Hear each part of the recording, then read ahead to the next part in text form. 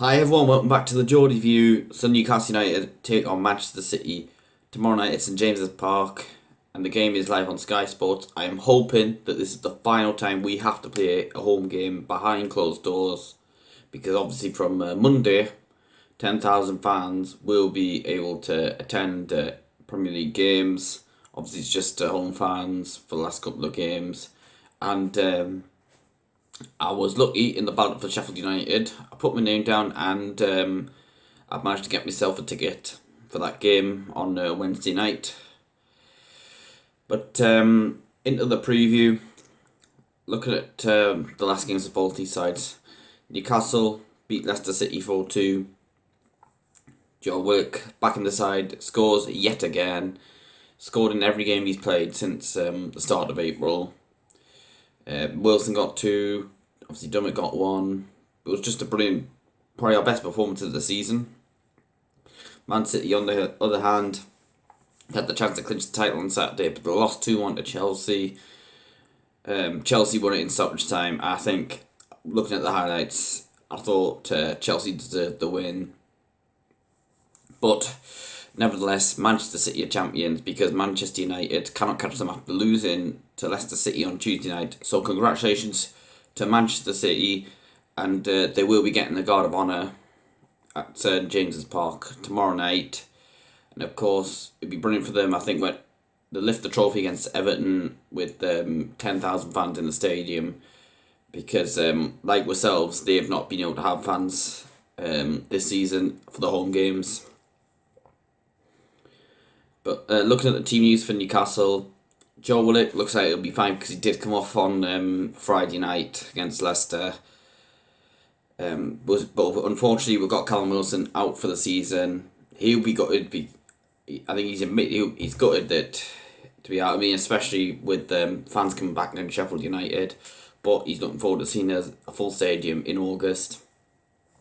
Jamal Lascelles, Ryan Fraser, Carl Darlow, Elliot Anderson and Isaac Hayden are also out for this game. And of course, Fabian Schär's still banned. For Manchester City, they're going to get John Stones back from suspension for this game. And the only player that is out is Kevin De Bruyne. There was a possibility he could have played, but I think Pep's ruled him out today. I mean, which is fair enough. They've got the Champions League final to come. They don't want to be rushing him when they'd rather he was fully fit for that big game against Chelsea in a couple of weeks' time. The players to watch out for Manchester City, well, you could practically say the whole squad, really. I mean, I'll probably say some of these players, but then they won't even play tomorrow. But I was going to obviously have De Bruyne in there, but as I mentioned, he's not going to be playing. But I've got with Riyad Mahrez, who just seems to be getting better at Manchester City season on season. First season wasn't really what we expected, but he just keeps getting better. The next player is Raheem Sterling, who has scored quite a few goals against us in the past few years. So he'll probably get one tomorrow. Next player up is Phil Foden, a bright young talent.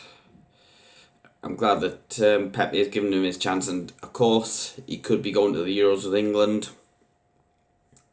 Next up is Bernardo Silva, who's again a bit like Mahrez. It wasn't what we expected in the first season, but he's just gotten better.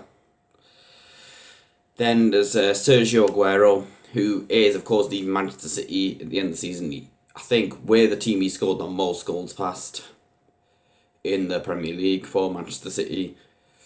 Of course, what a send-off that would be for him, because he was quoted to saying in 2014, I want to stay at Man City until we win the Champions League. Imagine now they win the Champions League in his final game for the club, and even more so if he gets the winner in that game.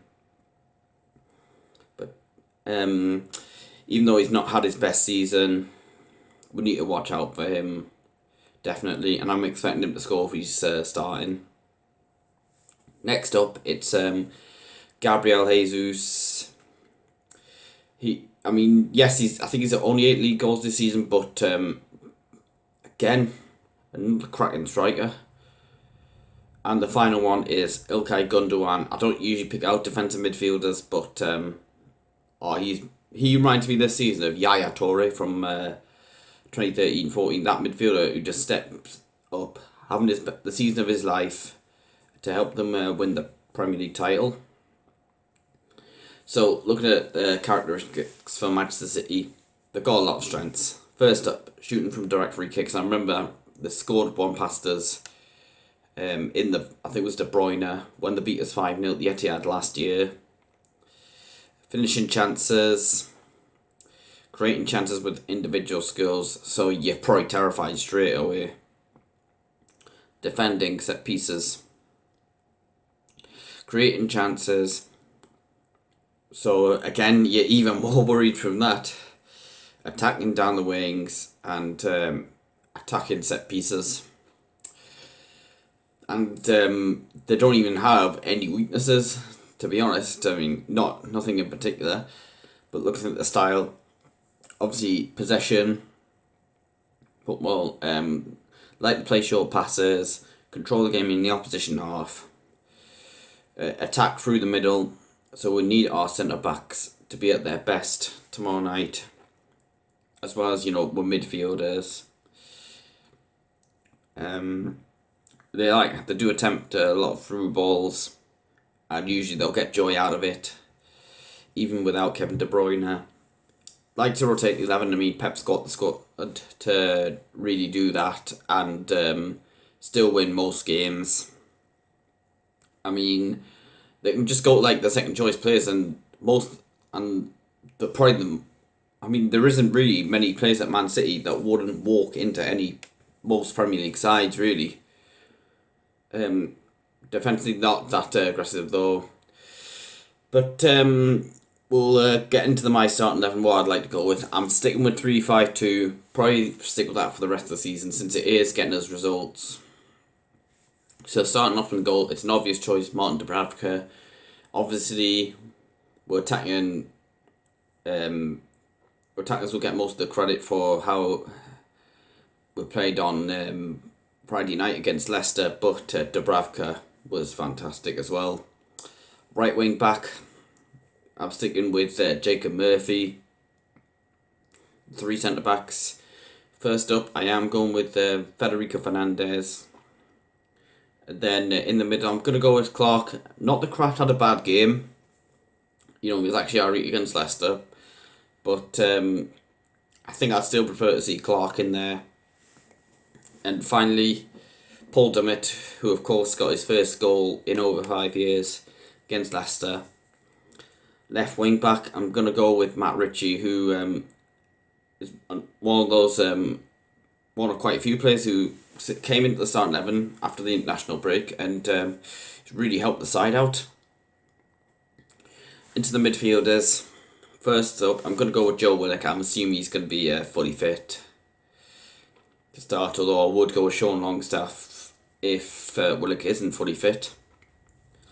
In the centre of the midfield, I'm going to actually stick with John Joe Shelby. He was a lot better against Leicester, but I'm hoping it's not a case of one good performance in a few games or in a while. And then on the left of the midfield 3, Miguel Almiron, who was, he hasn't been at his best recently, but he had a better game against Leicester. The through ball for Wilson for the 4th goal. Up top, firstly, going with Saint-Maximin, that's an obvious choice. And finally, for replacing Callum Wilson, I'm actually going to go with Joe Linton, because he has managed a couple of goals recently. I think I prefer him over Dwight Gale and Andy Carroll. For me, both of them can go. So, Joe Linton, though, I've seen a bit of good form from him, so I would be starting him. That's my starting 11. Let us know yours, and let us know who you think should replace Callum Wilson up top. I would maybe like to see, maybe more fringe players, youngsters come in, maybe over the last few games of the season now that we're safe. Maybe especially next week against Sheffield United and Fulham. Anderson, if he can recover from this injury he's got. Maybe his filter because he doesn't have to be registered. Same with Tom Allen.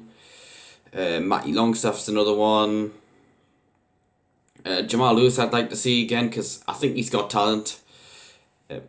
But he is still learning the game.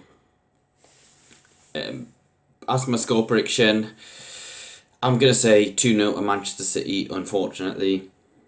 But thanks for watching the video. Don't forget to hit like, subscribe to my channel, check out my social media pages in the description below. Thank you for watching, and I'll see you later.